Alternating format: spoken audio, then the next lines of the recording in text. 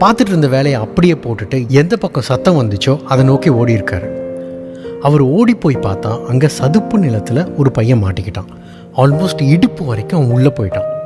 அதிலிருந்து வெளியில் வர முடியாமல் போராடிட்டு இருந்திருக்கான். இதை பார்த்து அவர் வேகமாக போய் அவனுக்கு ஹெல்ப் பண்ணி காப்பாற்றிட்டார். இது நடந்த அடுத்த நாள் ஒரு ஆடம்பரமான கார் ஒன்று அந்த விவசாயி வீட்டு முன்னாடி வந்து நின்று இருக்கு. அதுலேருந்து ஒரு பெரிய பணக்காரர் ஒருத்தர் இறங்கியிருக்கார். இறங்கி நேராக அந்த விவசாயிக்கிட்ட போய், நேற்று நீங்கள் ஒரு பையனை காப்பாற்றினீங்கல்ல, அது என்னோட பையன்தான்.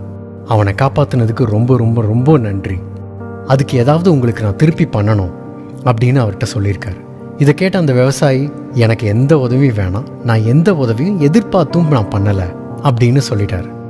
இந்த நேரம் பார்த்து அந்த விவசாயியோட பையன் வீட்டுக்கு வந்திருக்கான். அவனை பார்த்த அந்த பணக்காரரு, சரி நீங்கள் எந்த பலனும் எதிர்பார்க்காம தான் என் பையனை காப்பாற்றிருக்கீங்க, அதுக்கு பதிலாக நான் உங்கள் பையனை இருக்கிறதுலேயே பெஸ்ட் ஸ்கூலில் படிக்க வைக்கிறேன். அவன் எவ்வளோ படிக்கணும்னு ஆசைப்பட்டாலும் அத்தனைக்கும் நான் உதவி பண்ணுறேன். என் பையனுக்கு ஈக்குவலாக உங்கள் பையனையும் படிக்க வைக்கிறேன் அப்படின்னு வாக்குறுதி கொடுத்துருக்காரு.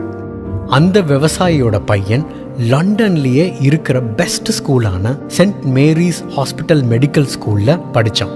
அதுக்கப்புறம் அவனுடைய ஆராய்ச்சி மூலம் பென்சிலின் அப்படிங்கிற மருந்தை கண்டுபிடிச்சான். அவர் பேரு தான் சர் அலெக்சாண்டர் ஃப்ளெமிங். இதோட கதை முடிஞ்சிருச்சா அப்படின்னு கேட்டிங்கன்னா இல்லை. இதுக்கு அப்புறம் தான் ஒரு இன்ட்ரெஸ்டிங்கான சம்பவம் இருக்குது. அது என்னன்னா, பணக்காரர் ஒருத்தர் ஹெல்ப் பண்ணியிருக்கார்ல, அவரோட பையனுக்கு உடம்பு சரியில்லாமல் போயிருக்கு. நிமோனியாவால் பாதிக்கப்பட்டு அவஸ்தைப்பட்டுட்டு இருக்கும்போது அந்த வியாதியிலேருந்து அவனை காப்பாற்ற உதவிய மருந்து எது தெரியுங்களா? சர் அலெக்சாண்டர் ஃப்ளெமிங் கண்டுபிடிச்ச பென்சிலின் தான். அந்த பணக்காரரோட பேரு லார்ட் ராண்டால்ஃப் சர்ச்சில். அவரோட பையன் பேரு சர் வின்சென்ட் சர்ச்சில். எங்கேயோ கேள்விப்பட்ட பேர் மாதிரி இருக்குல்ல? அவர் யாருன்னா, பிரிட்டிஷ் நாட்டை ஆண்ட பிரதமரில் ரொம்ப முக்கியமானவர். அந்த வின்சென்ட் சர்ச்சில் தான் 2 தடவை காப்பாற்றப்பட்டிருக்கிறார். நீங்கள் என்ன செய்கிறீங்களோ அதுவே தான் உங்களுக்கு திரும்ப கிடைக்கும். நல்லது செஞ்சால் நல்லது நடக்கும், கெட்டது செஞ்சால் கெட்டது தான் நடக்கும். எந்த எதிர்பார்ப்பும் இல்லாமல் அந்த விவசாயி செஞ்ச உதவி அவரோட பையனோட படிப்பு செலவுக்கு உதவி இருக்கு. தன்னை படிக்க வச்சதுக்கு நன்றி கடனா சர் அலெக்சாண்டர் ஃப்ளெமிங் கண்டுபிடிச்ச மருந்து சர் வின்சென்ட் சர்ச்சிலோட உயிரை காப்பாற்றியிருக்கு. இந்த கணக்கு நமக்கு புரியவே புரியாதுங்க. என்ன கேட்டால் நாம் புரிஞ்சிக்க வேணான்னு தான் சொல்லுவேன். ஏன்னா பின்னாடி என்ன நடக்கும்னு நமக்கு யாருக்குமே தெரியாது. ஆண்டவன் ஒருத்தனுக்கு மட்டும்தான் தெரியும். அதனால தான் கடமையை செய், பலனை எதிர்பார்க்காதே அப்படின்னு சொன்னாங்க.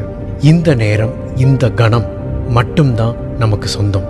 இது நம்ம கையில் தான் இருக்கு. இப்போ நாம் ஒழுங்காக வேலையை பார்த்தா நமக்கு கிடைக்க வேண்டியது கண்டிப்பாக கிடைக்கும். அதை யாராலும் தடுக்க முடியாது. நமக்கு இதெல்லாம் கிடைக்கும்னு நம்ம எதிர்பார்த்து வேலை செஞ்சோன்னு வச்சுக்கோங்களேன், இன்னைக்கு வேலையை நாம் ஒழுங்காக செய்ய மாட்டோம். உங்களுக்கு புரிகிற மாதிரி சொல்லணும்னா, 6வது ஓவரில் 3வது பாலில் நான் 6 அடிப்பேன் அப்படின்னு யாராவது உங்ககிட்ட சொன்னால் அவனை நீங்கள் எப்படி பார்ப்பீங்க?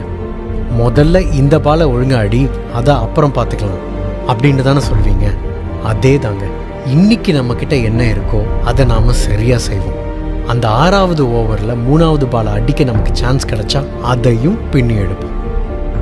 தேங்க்யூ. உன் வாழ்க்கை உன் கையில்.